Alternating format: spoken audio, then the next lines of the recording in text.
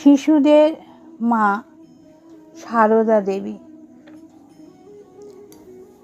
শ্যামাদেবী শিহর হতে ফেরার পথে গাছতলাতে বসেছিলেন।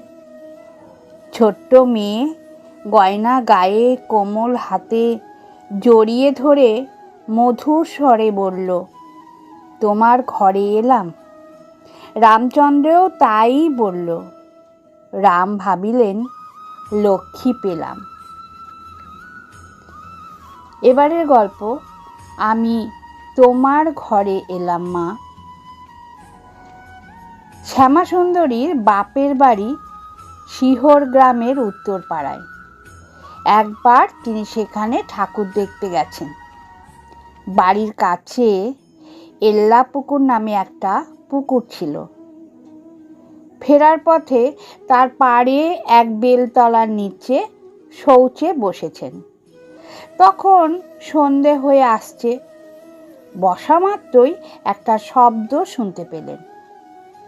শ্রী রামকৃষ্ণের জন্মের আগে তার মা দেখেছিলেন শিব ঠাকুরের ভেতর থেকে একটা জ্যোতি এসে তার উদরে ঢুকে গিয়েছিল। শ্যামাসুন্দরীও শব্দ শোনার পর তেমনই একটা ঘটনা দেখলেন। সারদা দেবী বলেছেন, আমার জন্মও ওই রকমের। আমার মা শিওরে ঠাকুর দেখতে গিয়েছিলেন। ফেরার সময় হঠাৎ শৌচে যাবার ইচ্ছা হলো। এক দেবালয়ের কাছে গাছতলায় গেলেন। শৌচ হলো না, কিন্তু মনে হলো একটা বায়ু তার উদরে ঢোকার উদর ভয়ানক ভারী হয়ে উঠল।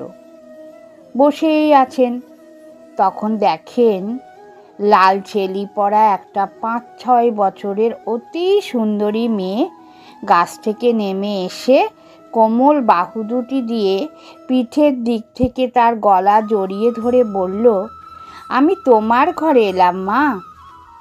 সেই মেয়েই মায়ের উদরে প্রবেশ করে। তা থেকেই আমার জন্ম। এই সময় রামচন্দ্র কলকাতায় ছিলেন।